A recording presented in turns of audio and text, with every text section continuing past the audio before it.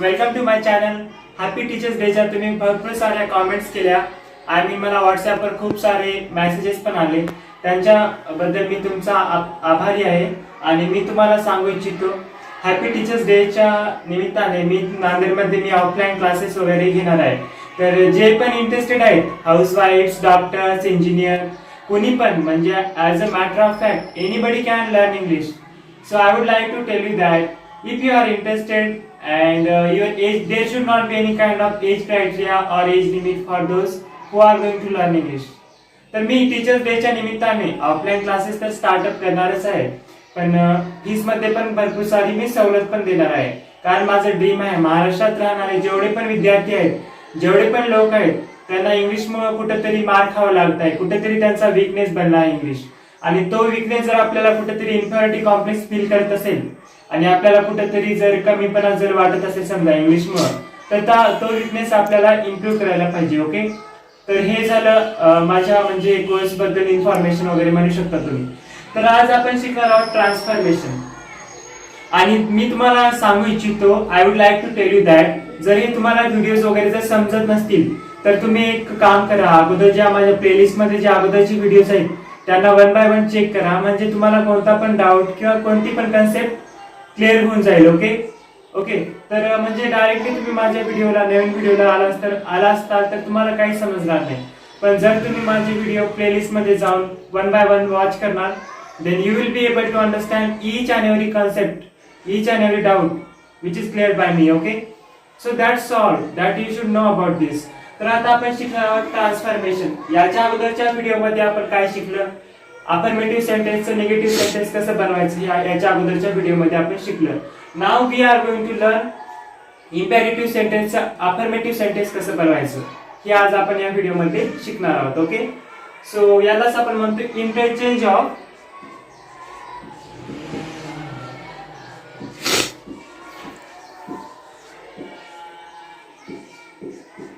imperative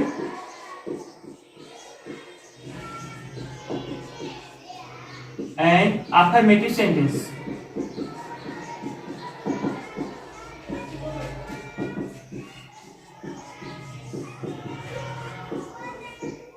म्हणजेच काय, आज्ञार्थी वाक्याचा होकारार्थी वाक्यामध्ये आपण इंटरचेंज कशी करायची, अदला बदल कशी करायची. हा क्वेश्चन किमान एक मार्काला तर कंपल्सरी आहे. ओके, तर हा क्वेश्चन खूप इम्पॉर्टंट आहे, हा कॉन्टेक्ट खूप इम्पॉर्टंट आहे. याला ट्रान्सफॉर्मेशन म्हणतो आपण. तर ट्रान्सफॉर्मेशन मध्ये याच्या अगोदर आपण अफर्मेटिव्ह टू निगेटिव्ह शिकलं, पण आता या व्हिडिओमध्ये या क्लासमध्ये आपण इम्पेरेटिव्ह मधून अफर्मेटिव्ह कसं ट्रान्सफॉर्म करायचे सेंटेन्सला हे आपण याच्यामध्ये शिकणार आहोत. ओके, तर इम्पेरेटिव्ह सेंटेन्स म्हणजे काय. First of all we will learn about what is imperative sentence. Okay, so what is imperative sentence.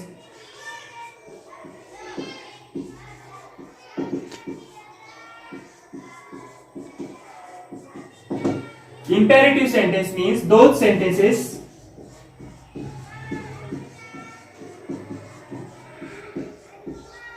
which expresses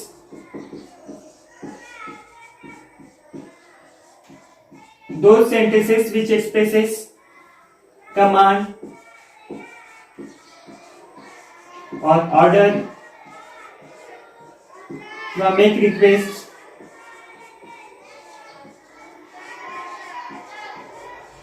suggestions,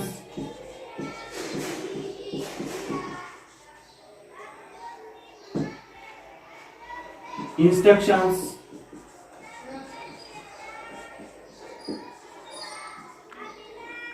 are called as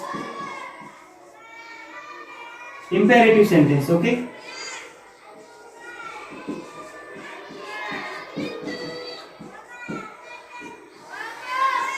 तर सिंपली इम्पेरेटिव्ह सेंटेन्स मीन्स काय, आज्ञार्थी वाक्य. अशी सेंटेन्सेस, असे वाक्य जे आपल्याला हुकूम किंवा विनंती किंवा एखादा सल्ला किंवा एखादी आपण त्याला काय म्हणतो निर्देश, इन्स्ट्रक्शन्स, तर हे जे सांगतात त्याला आपण काय म्हणतो इम्पेरेटिव्ह सेंटेन्स असे आपण त्याला म्हणतो. Okay, so is this clear. तर हे तुम्हाला क्लिअर असायला पाहिजे. इम्पेरेटिव्ह सेंटेन्स म्हणजे आज्ञार्थी वाक्य. आता या आज्ञार्थी वाक्यामध्ये फक्त आज्ञाच केली असते असं आहे का, नाही, याच्यामध्ये रिक्वेस्ट पण केली असते. ओके, तर रिक्वेस्ट पण याच्यामध्ये केली असते. तर मी फर्स्ट ऑफ ऑल तुम्हाला एक्झाम्पल्स द्वारे हे सगळं समजून सांगणार आहे आणि त्याच्यानंतर मी तुम्हाला एक शॉर्टकट मेथड पण सांगणार आहे, जे की तुम्हाला रूल्स मेमोराइज करण्यामध्ये हेल्प करणार आहे. ओके सर, जे फर्स्ट जे इंटरॅगेटिव्ह सेंटेन्स आहे ते कशाने स्टार्ट होतात? काइंडली किंवा प्लीज न होतात. तर याच्यानं सॉरी, इम्पेरेटिव्ह सेंटेन्स, नॉट इंटरॅगेटिव्ह. तर आज्ञार्थी वाक्य इम्पेरेटिव्ह सेंटेन्स काइंडली किंवा प्लीज न सुरुवात होते. आता फॉर एक्झाम्पल मी एक एक्झाम्पल घेतो इथं. Kindly take your seat.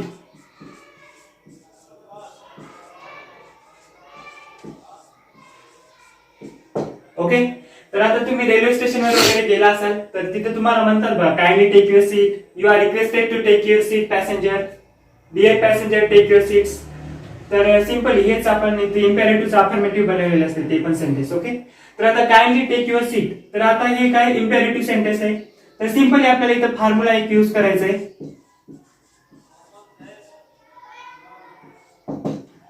जर सेंटेन्स अफर्मेटिव्ह, आता याला आपल्याला काय, हे सेंटेन्स कोणतं आहे? काइंडली टेक युअर सीट हे अफर्मेटिव्ह इम्पेरेटिव्ह सेंटेन्स आहे, म्हणजे आज्ञार्थी वाक्य आहे आणि हे होकारार्थक वाक्य आहे. याच्यामध्ये निगेशन वगैरे नाही, म्हणजे याच्यामध्ये फक्त होकार आहे. तर याला आपण कसं बनवायचं? मग यू आर रिक्वेस्टेड हा फॉर्म्युला यूज करायचा. You are requested to. Okay, जर सेंटेन्स हे अफर्मेटिव्ह असेल तर, ओके अफर्मेटिव्ह, ओके ओके, तर अफर्मेटिव्ह असेल तर यू आर रिक्वेस्टेड टू, आणि जर निगेटिव्ह असेल तर you are requested not to. Okay, तर इम्पेरेटिव्ह सेंटेन्स जर अफर्मेटिव्ह मध्ये असेल तर आपण यू आर रिक्वेस्टेड टू हे असं आपण त्याला ट्रान्सफर करणार, आणि जर रिक्वेस्टेड नॉट टू. आता simply kindly take your seat हे कोणतं सेंटेन्स आहे? हे ऑब्व्हियसली इम्पेरेटिव्ह सेंटेन्स आहे आणि हे अफर्मेटिव्ह सेंटेन्स आहे. तर याला आपण कसं बनवणार मग? Then the sentence will be like this. You are, याला कॉन्टॅक्ट फॉर्म मध्ये म्हणतो. Okay, you are requested to take your seat. You are requested to take your seat. Okay okay, you are requested to take your seat असं sentence बनणार, right. तर आता याच्यानंतर एक negative sentence घेऊ आपण. ओके, प्लीज घेऊया एक सेंटेन्स, चालते ना? प्लीज एक सेंटेन्स घेऊ. Please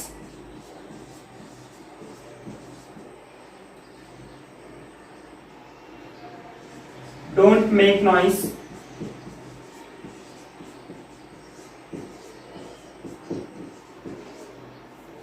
in the class. कृपया क्लासमध्ये आवाज करू नका. Please don't make noise in the class. Okay, तर याला आपण सिंपली कशामध्ये करायचं? You are requested not to. मग sentence will be like this. You are requested not to make noise in the class. Okay, तर इथं आपण काय केले? सिंपली हा फॉर्म्युला यूज केला, you are requested not to, आणि प्लीजला हे काय केले? हे जे काइंडली, प्लीज हे जे वर्ड्स आहेत, जे आपल्याला रिक्वेस्ट करणारे जे वर्ड्स आहेत, त्याला आपल्याला काय करायचंय? रिमूव्ह करायचंय, म्हणजे काढून टाकायचे. काइंडली, प्लीज, आणि याला रिमूव्ह करून आपल्याला काय करायचं? You are requested to. Affirmative जर सेंटेन्स असेल इम्पेरेटिव्ह अफर्मेटिव्ह, आणि जर निगेटिव्ह असेल तर you are requested not to. Okay, तर हे फर्स्ट ऑफ ऑल काइंडली आणि प्लीजचे जे सेंटेन्स असेल तर त्याला आपण सिंपली आपण असं काय करणार आहे? त्यांना ट्रान्सफॉर्म करणार आहे. त्यांना सिंपली आपण याच्यामध्ये कसं करणार आहे? कन्वर्ट करणार आहे. ओके, तर इट वॉज, हे फर्स्ट सिच्युएशन होती. आता याच्यानंतरची सिच्युएशन आपण पाहूया. ओके, नंतरची इम्पेरेटिव्ह सेंटेन्स जे आपल्याला स्टार्ट होतात ते आपण ते सेंटेन्स पाहूया. Okay,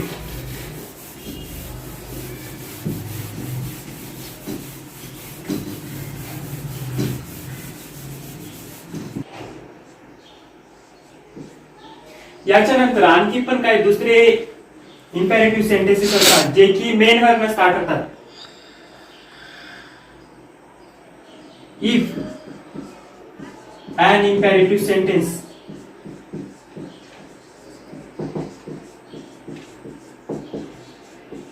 begins with main verb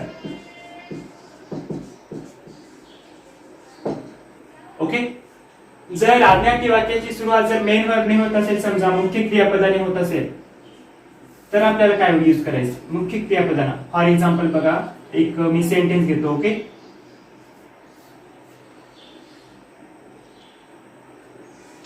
gate lost from here. Gate lost from here. Okay, तर हे एक सेंटेन्स आहे आणि याची सुरुवात गेट लॉस्ट म्हणजे कशाने झाली, मेन वर्ब झाली. Okay, get lost. ओके, तर आता याला आपल्याला हे बनवायचं, तर सिंपल यूज करायचे. अफर्मेटिव्ह जर सेंटेन्स असेल, समजा अफर्मेटिव्ह मध्ये करायचे यस प्लस शुड ऑब्लिक किंवा must. Okay, plus P1 plus object. आणि याच्यामध्ये yes plus should oblique must plus P1 plus not plus object. Okay, तर सिंपल इथं काय करायचं आपल्याला, जर इम्पेरेटिव्ह सेंटेन्स हे अफर्मेटिव्ह असेल आणि त्याची सुरुवात जर मेन वर्बने जर होत असेल, तर आपल्याला yes plus should plus must plus P1 plus object या फॉर्म्युल्यामध्ये आपल्याला त्याला काय करायचे, बसवायचे आणि हा आपल्याला सेंटेन्स बनवायचा. आणि जर निगेटिव्ह असेल तर सिंपल याच्यामध्ये एक निगेटिव्ह वर्ड आपण ऍड केलाय, नॉट हे निगेटिव्ह वर्ड ऍड केलाय. आता चला मग यालाच गेट लॉस्ट फ्रॉम हियर हे एक सेंटेन्स आहे, तर यालाच आपण यालाच आपण या फॉर्म्युल्यामध्ये बसवू अफर्मेटिव्ह मध्ये. तर कसं बनणार हे gate lost from here, gate lost from here. आता एक सिंपल हे लक्षात ठेवा, गेट लॉस्ट फ्रॉम हियर हे एक सेंटेन्स आहे आणि असे काय भरपूर सारे सेंटेन्स आहेत ज्याच्यामध्ये सब्जेक्ट आणि प्रेडिकेट आयडेंटिफाय करता आलंच पाहिजे. आता गेट लॉस्ट फ्रॉम हियर हे काय झालं, प्रेडिकेटचा भाग झाला समजा आपण. तर याच्यामध्ये एक सब्जेक्ट आहे, तर हा सब्जेक्ट दिसतो का, गेट लॉस्ट फ्रॉम हियर म्हणजे इथून चालता हो. गेट लॉस्ट फ्रॉम हियर म्हणजे काय, इथून चालता हो. इथून चालता हो म्हणजे आपण कुणाला म्हणता येतं, आपण याला म्हणता यू. म्हणजे इथं दिसत तर नाही पण इथे एक सब्जेक्ट आहे यू. ओके, तर यू हे काय इथं सब्जेक्ट आहे. तो you get lost from here याच्याऐवजी ते काय म्हणले, गेट लॉस्ट फ्रॉम हियर म्हणजे इथून चालता हो. तर सेंटेन्स असं बनणार मग. ओके, तर हे लक्षात ठेवा, हे जे सब्जेक्ट आहे ना काही काही सेंटेन्स मध्ये दिसत नाही. ओके, तर हे तुम्हाला माहित असलं पाहिजे. तर कसं बनणार हे मग, you should get lost from here. Okay, you should get lost from here.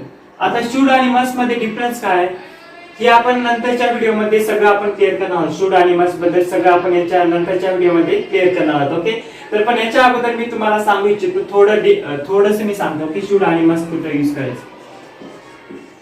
Should must. Should हे आपण स्ट्रॉंग सजेस्ट हे आपण ऍडवाइस साठी वापरतो आणि मस्ट हे आपण स्ट्रॉंग ऍडवाइस साठी वापरतो. ओके, शुड म्हणजे आपण ऍडवाइस साठी वापरतो आणि मस्ट हे आपण स्ट्रॉंग ऍडवाइस साठी म्हणजे सल्ला देण्यासाठी दोन्ही पण वापरतो. पण शुड मध्ये काय असते, त्याच्यामध्ये लेस म्हणजे जी स्ट्रेंथ असते ती कमी असते आणि मस्ट मध्ये जास्त असते. Okay, right. You should leave from here, you should get lost from here, खूप सारे सेंटेन्सेस बनतात. Okay okay, you should obey your parent म्हणजे तुला तुझ्या आई वडिलांचा आदर करायला, you should obey your parents, तुला तुझ्या आई वडिलांचा आदर करायला पाहिजे. You must obey your parent, तुला तुझ्या आई वडिलांचा आदर करायलाच पाहिजे. असे सेंटेन्स बनतील. ओके, तर याच्यामध्ये थोडासाच डिफरन्स आहे, जास्त डिफरन्स नाही. हे आपण नंतर मॉडेल्स मध्ये आपण हे सगळं पाहणार आहोत. ओके, तर हे झालं, हे असं आपल्याला बनवायचं. गेट लॉस्ट फ्रॉम हियर काय बनवलं, you should get lost from here. याच्यानंतर एक निगेटिव्ह सेंटेन्स मी घेतो, राईट. डोंट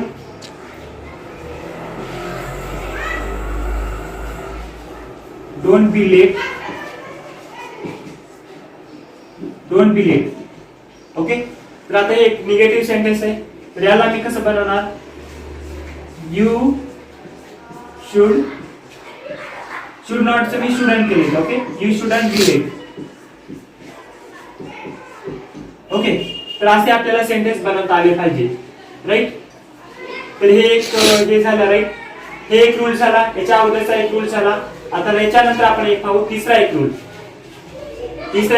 आहे. ओके, लास्ट रूल, तिसरा रूल.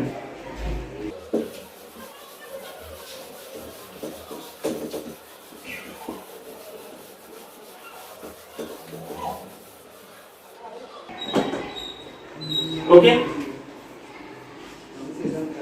तर पहिल्यांदा इम्पेरेटिव्ह सेंटेन्स हे कशाने स्टार्ट झाले होते? पहिल्यांदा इम्पेरेटिव्ह सेंटेन्स हे काइंडली आणि प्लीज ने स्टार्ट झाले होते.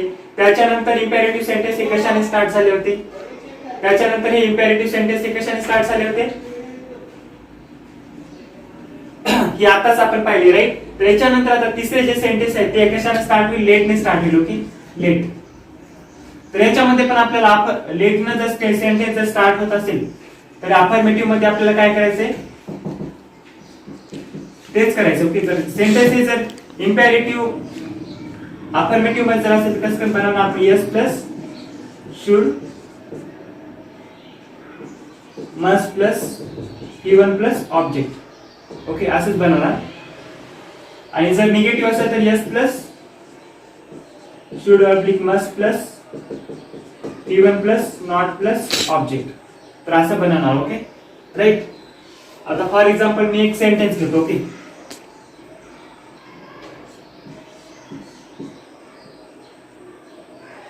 Late me tell you one thing. Let me tell you one thing. तर आता सिंपली आपल्याला इथे काय करायचंय? सिंपली आपल्याला जे मेन वर्ब आहे त्याला आयडेंटिफाय करायचं. आता इथे मेन वर्ब काय? टेल हे काय? मेन वर्ब आहे. तर याच्यानंतर सेंटेन्स सब्जेक्टला घ्यायचं सुरुवातीला. आता सब्जेक्ट याच्यामध्ये काय घ्यायचं? मी. मीचा सब्जेक्ट काय बनणार? हे मी हे कशामध्ये येत आहे? ऑब्जेक्ट प्रोनाउन मध्ये येत आहे, राईट. तर हे ऑब्जेक्ट प्रोनाउन आपल्याला सब्जेक्ट प्रोनाउन मध्ये घ्यायचं. तर मीचं काय बनेल मग? आय बनेल. I should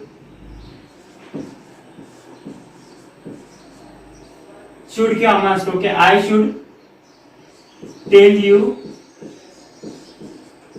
one thing.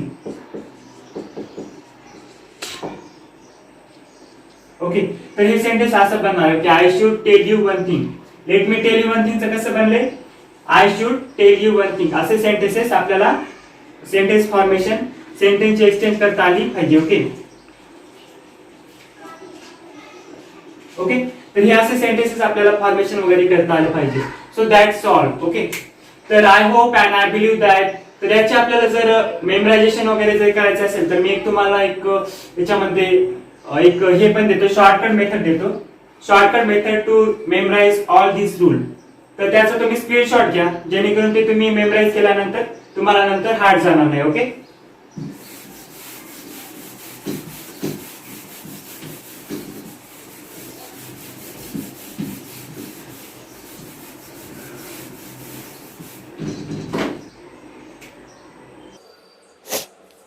shortcut method to memorize the rules. Okay.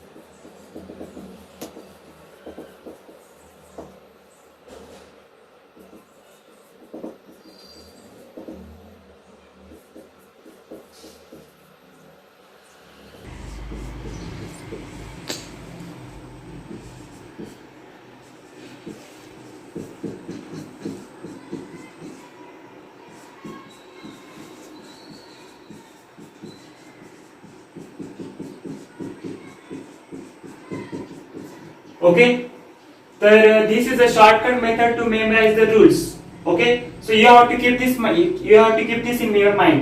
तर हा शॉर्टकट मेथड आहे जे तुम्हाला रूल वगैरे मेमोराइज करण्यासाठी खूप हेल्प आउट करणार आहे.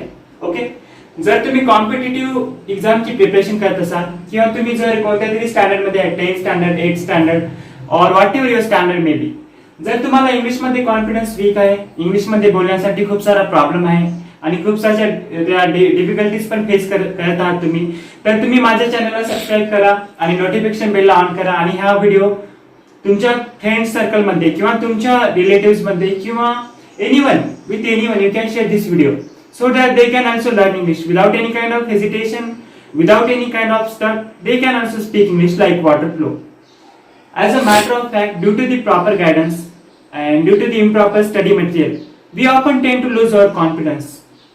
जर आपल्याला प्रॉपरली ट्रेन केलं, प्रॉपरली आपल्याला बेसिक जिथून बिगिनिंग करायची तिथून जर केलं समजा, तर इंग्लिश मध्ये कोणी पण बोलू शकतो. ते तर झालंच झालं, पण याच्या व्यतिरिक्त जे ग्रामॅटिकल पोर्शन आहे त्यांच्यासाठी आमच्या चॅनलला सबस्क्राईब करा आणि शेअर पण करा. तुमचं एक सबस्क्रिप्शन माझ्यासाठी एक गोल्ड कॉइन सारखं आहे. ओके, तर तुमचं हे सबस्क्रिप्शन, तुमचं हे blessing, and I will be glad to listen to your all the comment. It will inspire me to make more videos. Thank you so much.